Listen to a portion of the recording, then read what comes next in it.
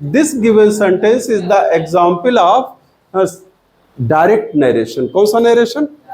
A direct narration has two parts, first reporting speech and second reported speech. इसमें first आपका जो the leader said है, ये कौन सी स्पीच? रिपोर्टिंग. और we shall make the country great, ये कौन सी speech? Reported speech. There are only 6 basic rules to change a direct narration into indirect narration. पहला आपका क्या है? Reporting verb said. दूसरा क्या है आपका? कामा इन्वर्टेड कामास. तीसरा क्या है? Reported subject. चौथा क्या है? Reported object. और पांचवा है रिपोर्टेड ऑब्जेक्ट, लेकिन ये पर्सनल प्रोनाउन है नहीं, इसलिए इसको हम नहीं लगाते हैं. और छठा वर्ड शोइंग नियरनेस, वो भी नहीं दिया है. तो अब जरा ध्यान दो, first reporting verb and second comma are changed according to the sentence of the reported speech. तो ये रिपोर्टेड स्पीच का वाक्य कैसा बेटा? असर्टिव. कैसा है? तो सेड काहे में बदलना चाहिए? टोल्ड में. But this reporting verb has no reporting object. It means reporting verb cannot be changed into told. हाँ, it is put as it is. तो इसको ऐसे ही लिख देंगे, the leader said, कामा काहे में बदल जाएगा? that में. अब ये तीसरा है रिपोर्टेड सब्जेक्ट फर्स्ट पर्सन का पर्सनल प्रोनाउन वी. वी किसके लिए होता है? कहने वाले के लिए. कहने वाला जरा ध्यान दो बेटा, लीडर सिंगुलर नंबर में है और कहा उसने वी है, तो यहां पर हम ही नहीं लिखेंगे, दे लिखेंगे, क्योंकि वो अकेला नहीं बदलेगा. किसको करेगा? वो सब के सारे जितने भी हैं, चाहे वो लीडर है चाहे वो पीपल है. तो हम क्या कहेंगे? दे, दैट, दे. अब ये सेल में कौन सा टेंस है? Future indefinite. फ्यूचर इंडेफिनिट में विल या सेल काहे में बदल जाता है? वुड में. जब कब बदला जाता है? जब रिपोर्टिंग वर्ब भी पास्ट में हो. सेड कौन सी फॉर्म है? सेकंड फॉर्म, पास्ट इंडेफिनिट है, तो ये वुड हो जाएगा. मेक द कंट्री नाउन है, ऐसा ही रहेगा. ग्रेट, ये भी समान ही रहेगा. Full stop. नेक्स्ट बेटा. हाँ,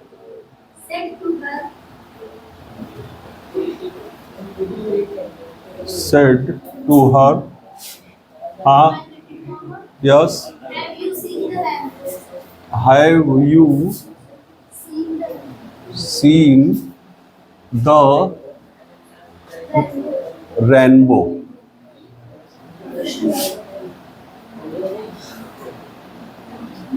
इसको भी चेंज करना है इनडायरेक्ट नरेशन में.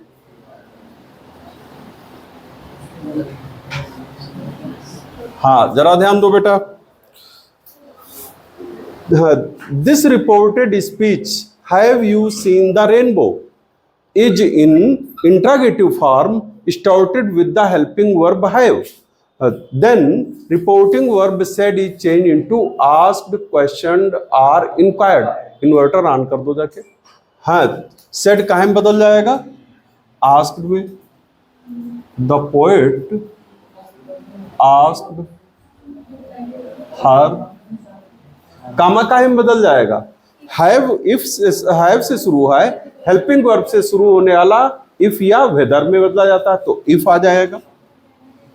अब ये हैव सहायक क्रिया कहाँ है? सब्जेक्ट से पहले. इनडायरेक्ट बनाएंगे तो सहायक क्रिया ये कहाँ चली जाएगी? सब्जेक्ट के बाद. अब यू आएगा पहले. यू सेकंड पर्सन किसके लिए है? ऑडियंस, हर के लिए है. हर को किसकी जगह लाएंगे? यू की जगह. किस केस में? नॉमिनेटिव केस में. किस केस में? Nominative case. इसका क्या बनेगा? शी. हैव काहे में बदल जाएगा? हैड में, because the reporting verb is also in the past. Had, फिर सीन, फिर द रेनबो और फुल स्टॉप लग जाएगा. नेक्स्ट बोलो. One must do. हाँ, चेंज इनटू पैसिव फॉर्म. तुम लोगों की ये बाद में लिख दिया है क्या? वैसे अलग अलग बोले थे हमने. चलो कोई बात नहीं. One must do once duty. This given sentence is the example of simple sentence in assertive form in active voice. किस वॉइस में है? Active voice. वॉइस दो प्रकार की होती है, एक्टिव वॉइस और पैसिव वॉइस। एक्टिव वॉइस में जो वर्ब होती है किसको वैल्यू देती है? सब्जेक्ट को। किसको देती है वैल्यू?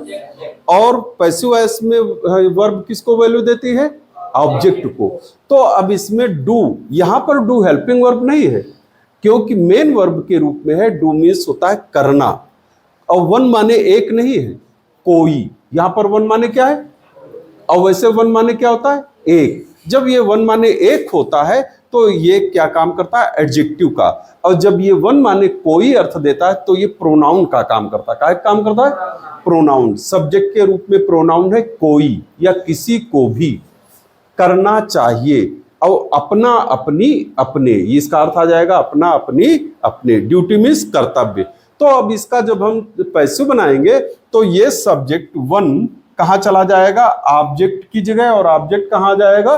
सब्जेक्ट की जगह। तो वंस ड्यूटी लिखेंगे, वंस ड्यूटी। अब helping verb is added according to the tense and the number of new subject. तो हेल्पिंग वर्ब लगी क्या है? Must, modal auxiliary verb. तो मस्ट लगी रहेगी, बढ़ाएंगे बी, मस्ट बी। डू की थर्ड फॉर्म डन। अब बाई वन कह सकते हो और इसको हटाया भी जा सकता है, क्योंकि इसको हटाने की इसलिए आवश्यकता है, कर्तव्य का पालन किया जाना चाहिए। तो जब वन लग जाएगा, यहाँ पर वंश लग जाएगा, तो यहाँ पर अपने आप ही वंश समझा जाएगा। इसको हटाया जा सकता है, लिखने की आवश्यकता नहीं है। Next, corrupt, CORRUPT, leaders. हाँ,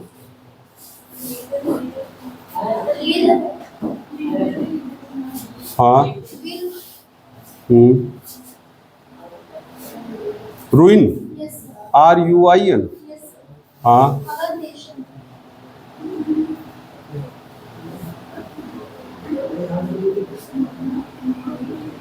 पैसिव वॉइस। हाँ, ध्यान दो बेटा।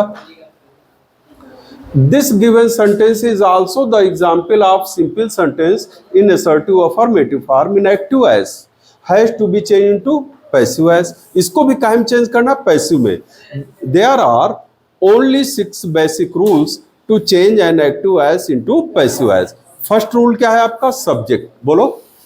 Second, helping verb, main verb, preposition by, object, और पहले और पांचवें में पर्सनल प्रोनाउन शामिल है।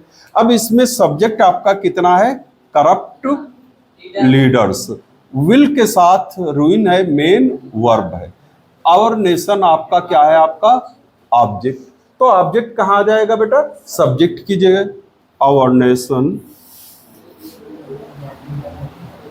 हेल्पिंग वर्ब इसमें लगी क्या है? विल। विल कौन सा टेंस शो करती? विल और सेल, फ्यूचर इंडेफिनिट। तो फ्यूचर इंडेफिनिट में विल या सेल के साथ और मॉडल ऑक्सिलरी वर्ब में क्या बढ़ाते हो? बी। तो विल के साथ क्या बढ़ा दे? Be, will be. रुइन को काहे में बदल देंगे? थर्ड फॉर्म में, ruined by corrupt leader. Leaders वैसे होना चाहिए। रुइन माने बर्बाद करना या नष्ट करना। हाँ, नेक्स्ट,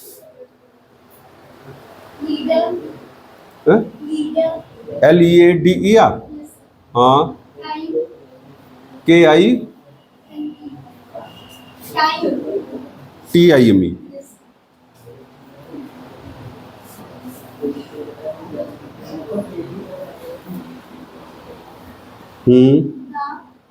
द OF। हाँ, हाँ,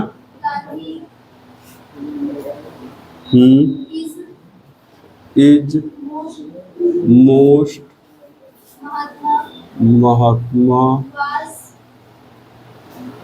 वाज,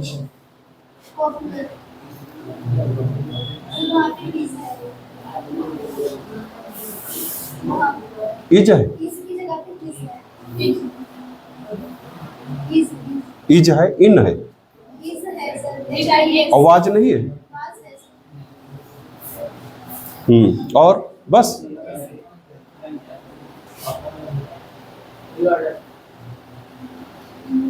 हाँ, अब जरा ध्यान दो बेटा।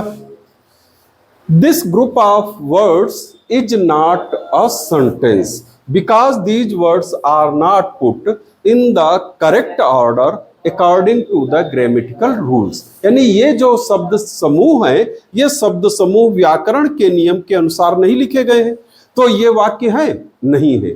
जब इनको हम व्याकरण के नियम के अनुसार क्रम से लिख देंगे तो ये शब्द वाक्य बन जाएंगे। तो फुल स्टॉप है in this sentence, in the last of the sentence there is full stop. It means the sentence should be assertive और in imperative form. Assertive sentence का फॉर्म कैसे होता है? पहले लिखते हैं सब्जेक्ट, फिर लिखते हैं helping verb, main verb, indirect object, direct object, complement और फ्रेज। अब पता पहले कैसे करेंगे? हेल्पिंग वर्ब तलाश करेंगे। दी है इसमें, क्या दी है हेल्पिंग वर्ब? वाज। वाज किसके साथ आती है? आईएनजी फॉर्म के साथ आती है ना। तो इसमें आईएनजी फॉर्म है कोई?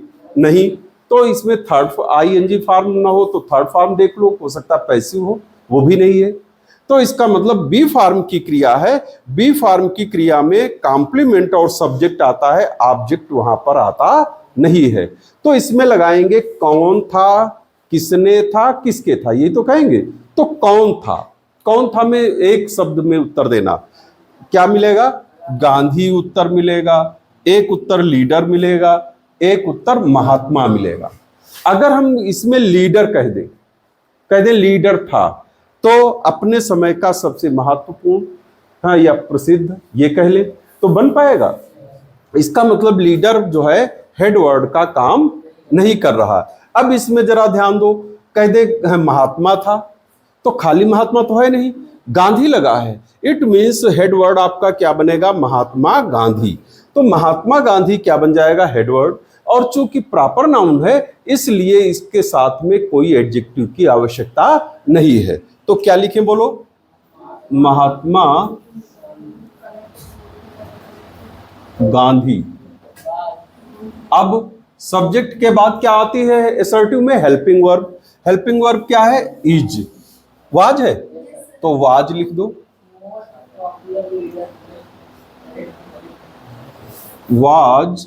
अब वाज लिख दिया तो आईएनजी फॉर्म तो है नहीं, थर्ड फॉर्म भी नहीं है, तो इसका मतलब है यहां पर कॉम्प्लीमेंट आएगा। तो क्या था और कैसा था? तो महात्मा गांधी थे या था? कौन था तो इसमें नहीं है। कैसे थे या क्या थे? तो क्या थे? लीडर थे। कैसे लीडर थे? अब लीडर में कैसा लगाएंगे? कैसे लीडर? पॉपुलर। कितने पॉपुलर? Most popular. तो मोस्ट पॉपुलर ये कौन सी डिग्री हो जाएगी? Superlative degree. Was the most popular